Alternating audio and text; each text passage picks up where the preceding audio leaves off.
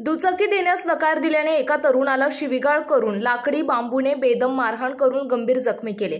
हा प्रकार हडपसर परिसरातील गौरी पटेल गल्लीत सोमवारी रात्री 9च्या सुमारास घडला आहे।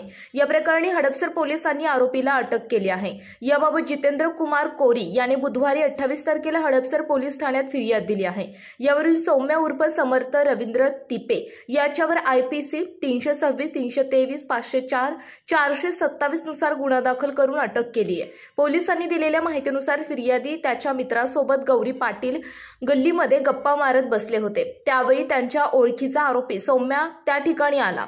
त्याने फिर्यादी यांच्याकडे दुचाकी मागितली, मात्र दुचाकीत पेट्रोल नसल्याने तसेच गाडी खराब असल्याचे सांगत फिर्यादी यांनी दुचाकी देण्यास नकार दिला। याचा राग आल्याने आरोपीने त्याला शिवीगाळ करून हाताने मारहाण केली, तसेच दुचाकीची तोडफोड करून नुकसान केलं।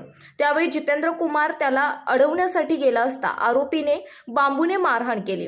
यामध्ये फिर्यादी यांचा हात फ्रॅक्चर होऊन गंभीर जखमी झाले आहेत। पुढील तपास पोलीस करतायत।